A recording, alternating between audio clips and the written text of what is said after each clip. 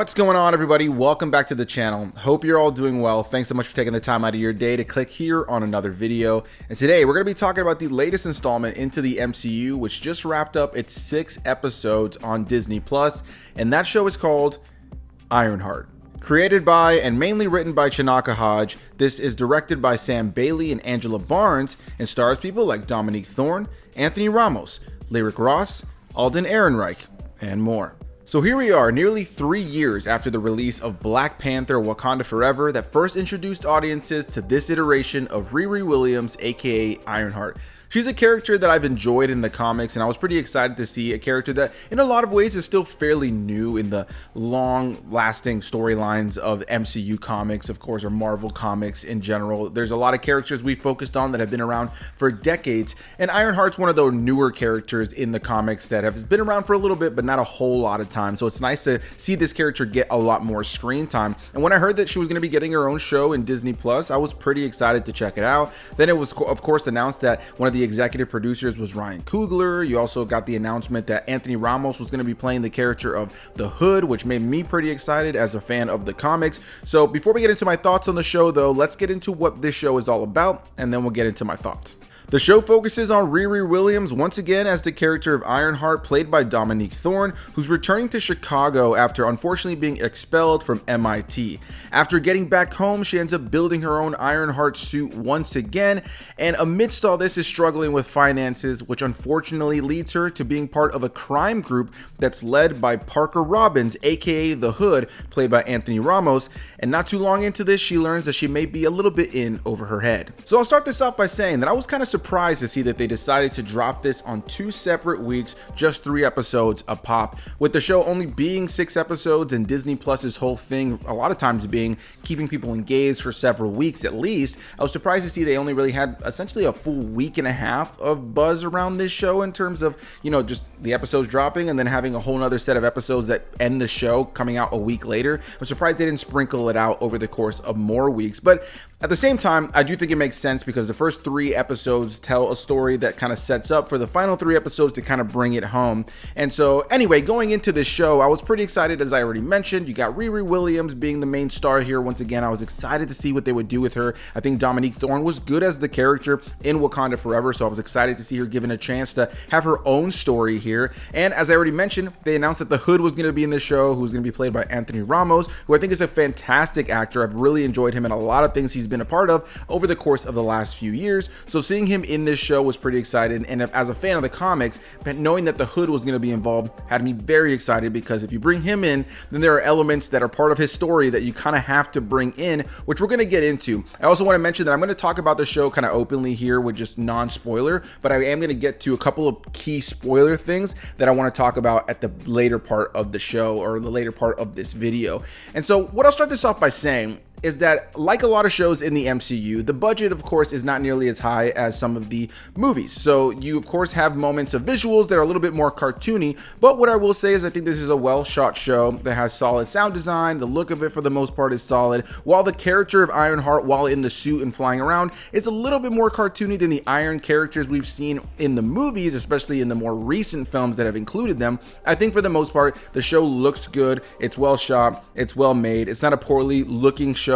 And I think for the most part, in terms of the special effects, CGI, all of that works, outside of a couple of moments that I do think are a little cartoony. But again, I give it a little bit of grace, knowing simply that this is a, you know, straight to TV show, or it's a streaming show. I know the budget isn't going to be as high as an MCU film. And outside of that, I'm happy to say that I think for the most part, this is a well acted show. I think that the cast that we have here are all pretty solid. Riri Williams is once again played by Dominique Thorne, as I already mentioned, and I think she's pretty solid in the role, as I already mentioned. I don't know that this show on a writing level did an abundance for her to really elevate the material to another level, but she definitely gets a lot more to do here than she did in Wakanda Forever, and we get to see a little bit more of a vulnerable side of her character, allowing her to be a little bit more human and allowing us as the audience to feel like we're going on a little bit more of a journey with her. I will be honest in saying, though, that I feel like they regurgitated a lot of story beats with her. A lot of the dialogue she shares with the people around her, unfortunately, feels very redundant throughout the course of the show. She's dealing with panic attacks and anxiety and different struggles of mental health issues throughout the course of the season. And as somebody who deals with a lot of that myself, I really appreciated seeing that included here. It felt like a vulnerable side to the character that was nice to see, but there were moments where it just felt like we were, again, regurgitating the same things over and over again, or she was going through similar things, or she was kind of saying the same things to the side characters around her. And in a show that's only got 6 episodes, at times it was a little bit boring as a viewer, and it felt like a little bit of woe is me, even though I can appreciate where they're coming from in terms of telling her story. I just wish they would have given her a few more interesting things to do. Outside of her, the rest of the cast is for the most part solid, with the main characters in the show, I think, giving solid performances. Anthony Ramos as the character of the Hood, I think, is pretty solid, but similarly, I do think there are moments in the writing where some of the lines of dialogue that he's given aren't the best. They come off a little bit cheesy in not the best way, and while I do think he looks good in the role and there's some cool moments with him as the Hood, I do think there are moments where some of the writing and dialogue around his character betray him just a little bit. The other big standout for me for sure would be the character of Joe McGillicuddy, who's played by Alden Ehrenreich. Now, I won't say much about his character here in the non-spoiler section, but he's a character that definitely has a bigger role to play within the MCU and in this show as the show plays out. But just in general, I found him to be a fun, quirky, kind of awkward character at first. Alden Ehrenreich is an actor I've really grown to enjoy after he's been in things like Solo: A Star Wars Story. The things I've seen him in since then, I've really appreciated what he's done as an actor. I think he's a charming actor at times. He can bring a lot of drama, and he's good at playing kind of like offbeat, kind of awkward characters, and I think he definitely employs that here.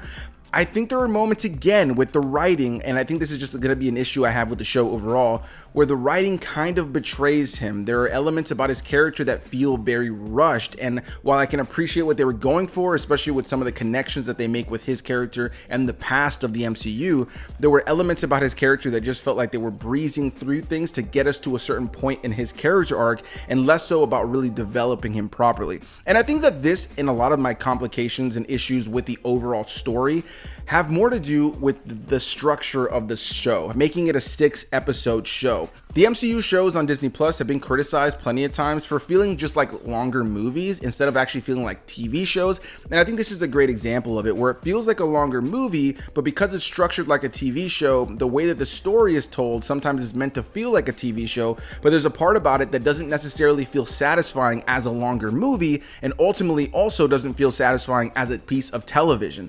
There's an element about the story that sometimes felt like it was hollow or pushing things forward that didn't really matter, ultimately for us to get to an ending of the show that left me kind of scratching my head, but also had me with some pretty big positives and highs that I really enjoyed about the show, so it left me a little bit torn. One element about the show that definitely had me torn was the introduction of an AI known as Natalie, or Natalie, but flat out Natalie, who's played by Lyric Ross.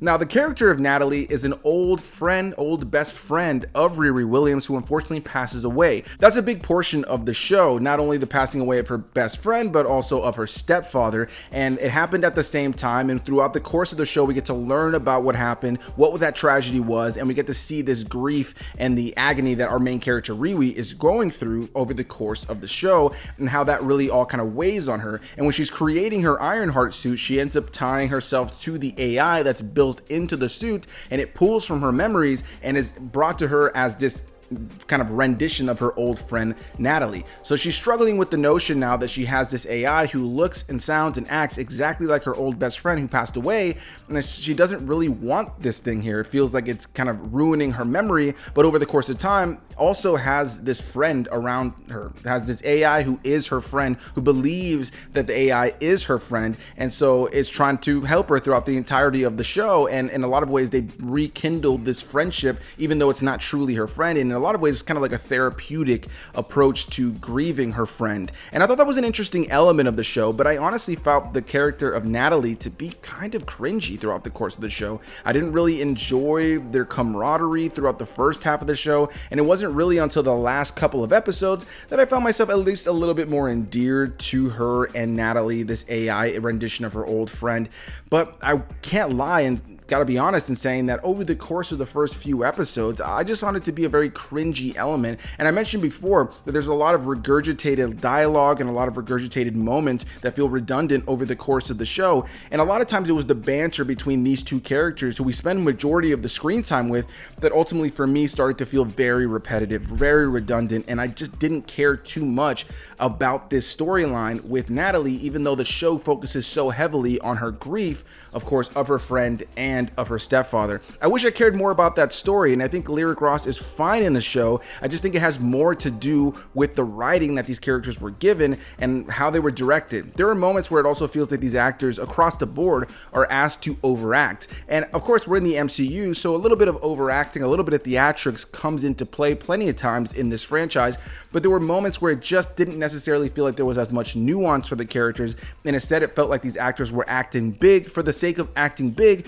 though the dialogue and a lot of the just overall narrative around them wasn't all that compelling. Now, it might sound like I flat out hated the show, and I didn't. I want to make it clear, I did not hate the show or even really full on dislike it. I just think it's a show that had potential, but I think its shorter length as a TV show works against it, and I think had it been a little bit longer, it would have had a little bit more time to stretch out some of these storylines, specifically characters like the Hood or Alden Ehrenreich's character of Joe McGillicuddy, who I just don't really feel get all the time in the show until the later part of the show, where it feels like they start to jam-pack more story into them. But even then, those characters feel just very open-ended by the time we get to the end of the show. And now I mentioned earlier that you also have Riri Williams joining this group of criminals who's led by the Hood.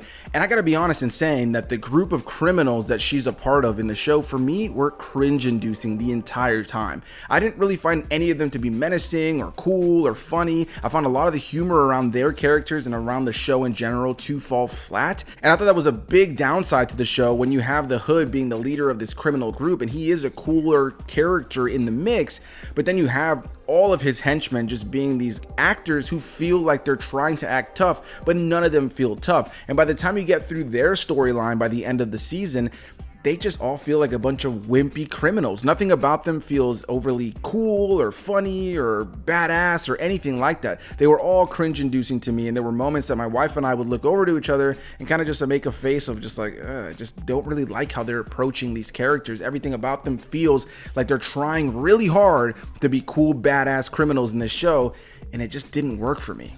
And ultimately, this all leads to a finale that I thought was cool in a lot of ways. There was an interesting element in the latter part of the show that I was hoping for. And when you have a character like the Hood in the story, if you know the comics, you know there are elements that they kind of have to pull from to tell that character's full story. I was excited as a fan of the comics to see what they would possibly do.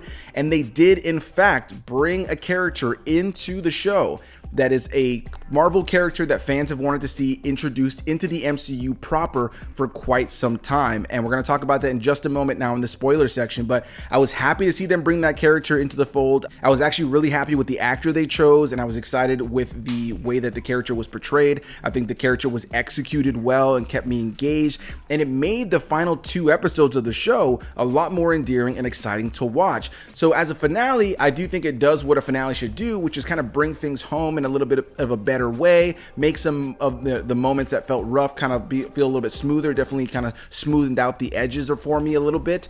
But with that said, on the flip side, I also feel like an MCU fan who feels kind of cheaply appeased by a lot of the references and the connections and the inclusion of one character that has me excited for the future, and less so for my overall enjoyment of the 6 episodes as a whole. I really like what they did in the later part. I'm excited they introduced this character finally, but I'm just so surprised that Ironheart was the show they chose to do it in. And that was another thing I felt about the show in general, was that I wasn't crazy about the story or the character development of the main people we're focusing on. There were characters that I found were cringe. But at the same time, it's probably one of the MCU shows that's most connected to referencing all of the stuff that's happened in the MCU prior. There are so many moments that this show is referring to, whether it be from previous movies, previous shows, or just referring to characters here and there. It feels like something that's really integral in connecting itself to the MCU. And it felt like those moments had me more excited about the show than the show itself.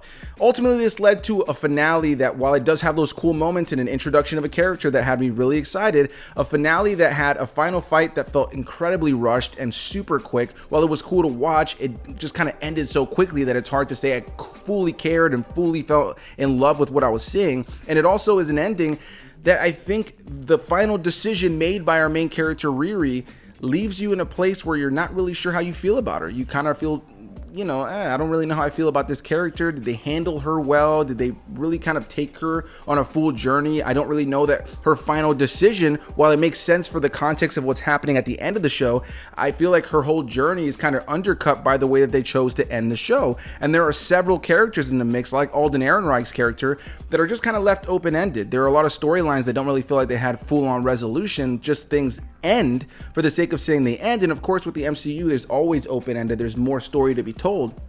But as its own story, I don't necessarily know that it had a satisfying beginning, middle, and end. It had a cool end with some cool references and connections for what's to come. But as its own story altogether, I didn't really love Ironheart. I didn't hate it, but I just found myself right down the middle, torn in loving all the MCU references and connections, but not really in love with the final product as its own story. And I can't really say it's a season of television within the MCU that I'm clamoring to revisit anytime soon. With that said, let's quickly get into a couple of spoiler things I wanted to talk about. Most notably, of course, first, Alden Ehrenreich is not the character of Joe McGillicuddy. He is Ezekiel Stane, who that's what they end up revealing kind of halfway through the show, that he is the son of Obadiah Stane, of course, Jeff Bridges' character from the first Iron Man film, which was cool. It was nice to see them do Zeke Stane in a show. In some ways, he kind of feels like the main character from the video game Infamous, or like a knockoff Electro in the way they chose to handle him here. He doesn't look like he does in the comics, but I enjoyed Alden Ehrenreich in the role. I just wish they did more with his character, and I feel like they kind of rush getting him to the place where he has powers and not so much really developing him as his own character as much as I would have liked to have seen. Now, I've already talked about the hood, and I talked about the fact that there are elements about that character that you would have to kind of play with if you're going to include his character. And of course, I already mentioned there's a character that they finally introduced into the MCU, and that is the character of Mephisto, aka Mephistopheles, the devil, Lucifer, whatever you want to call him. This is a character that's been wanting to be in the MCU, or fans have wanted him in the MCU for quite some time, specifically since WandaVision. People have been clamoring for him to be in there. There's been a couple of Easter eggs, references to him in different projects since WandaVision, but here in Ironheart, they finally brought him to life, played by Sacha Baron Cohen, and I thought he was great in the role. I think he's a great actor, I always have, and I think he brings the character to life in a really cool way here. I do think there are elements about the way that the show is paced and the way that it's put together that don't necessarily make this finale feel overly fantastic, but I do think that Sacha Baron Cohen as Mephisto appearing in the show and tying the hood into that definitely excites me. I'm excited to see what they do moving forward with the hell side of the MCU. It's something that we haven't seen in the live action MCU. We've seen it in the comics, we've seen it in video games, but we've never dived into hell outside of things like the Ghost Rider films or, Agents of S.H.I.E.L.D., but we haven't had an MCU proper installment that has included Mephisto. This is the first time he's in the MCU, so I'm really excited to see what they do. I thought Sacha Baron Cohen was great in the role, and overall, I didn't love Ironheart, as I already said, but I'm curious to see what they do with these characters moving forward. I wish I loved it more, and now that just leaves me with a question for you guys. Did you enjoy the Ironheart show? Are you a fan of it? Did you not like it? Whatever the case may be, leave any and all comments down below, and I'll see you beautiful people in the next one. Bye-bye.